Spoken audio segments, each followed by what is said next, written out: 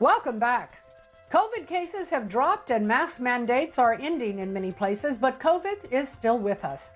My guest today is Dr. C.K. Babcock. He's a clinical associate professor at Marshall University in West Virginia. We're going to talk about the importance of getting vaccinated and ways to stay healthy as the pandemic moves into a new phase. Welcome.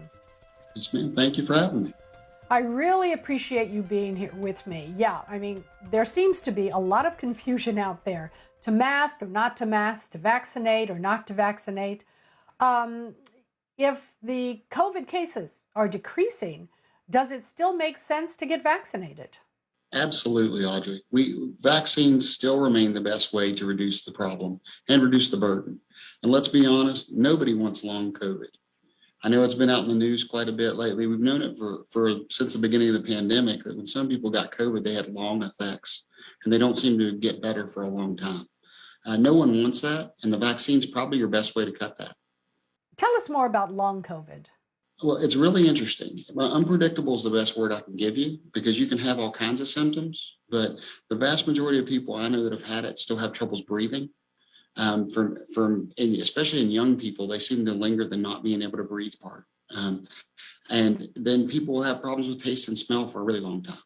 I'm sure you've probably known several people who have had that problem too. There's others as well, but those are just the most common ones. So the whole question of being vaccinated or not, what are the benefits of being vaccinated versus not? Now, great question. Vaccines, we know vaccines work. If they didn't work, you would see chickenpox every day, or the mumps, or the measles. We know vaccines work. And it's no different for COVID.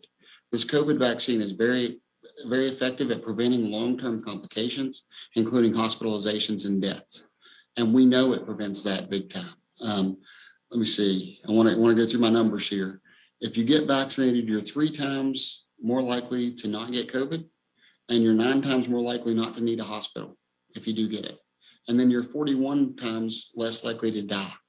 And I think that's important. And then you're at least about double at reducing your chances of getting long COVID. So the vaccine has a lot of benefits. The bad things about the vaccine is it's going to give you a sore arm and it might not make you feel good tomorrow. But let's be honest, that's kind of minor compared to what we've been talking about. I don't like being in a hospital. I don't know anybody who does. And I think that preventing hospital trips and preventing death, as well as preventing long COVID, are all important things to all of us. So I notice there are a lot of people who aren't wearing masks, but how do we take care of and protect one another? So I love that you asked that question. Masks are still important. We still want people to wear them for multiple reasons. The first reason would be if you've been exposed, we want you to wear a mask to help prevent the spread.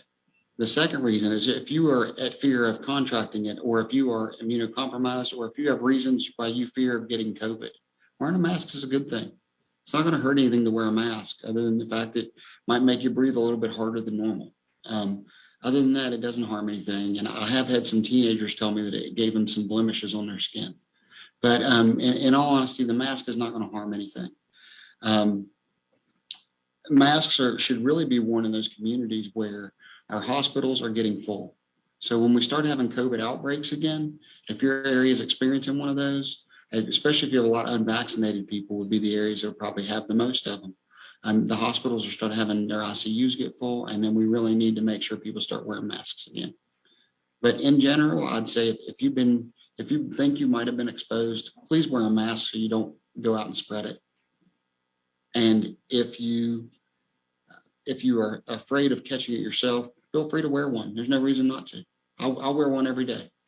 Well, Dr. Babcock, before I let you go, I want to ask you about the vaccine for children under 5. Where does it stand? They haven't authorized it yet, but here's why they didn't authorize it. The FDA has high standards for safety and efficacy. And if you don't meet either one of them, they won't approve it. And the good thing about them not approving this vaccine was they probably just had the dose wrong. So they went back to work on the dosing for this vaccine because the dose wasn't as efficacious as we thought it should be. When they gave the shot, it was protecting people for a couple of weeks, and then all of a sudden the immunity was gone. So we think they had the dose wrong, and we're hoping that they come up with a better schedule and better dosing, and all of a sudden we will have a vaccine for children under 5. But for right now, the best thing you can do to protect those kids under 5 is to get vaccinated and boosted yourself. Where can we go for more information about getting the vaccine, Dr. Babcock? Vaccines.gov is really where you want to go. Thank you so much, Dr. Babcock, for joining me. Thank you, Audrey. Thanks for having me.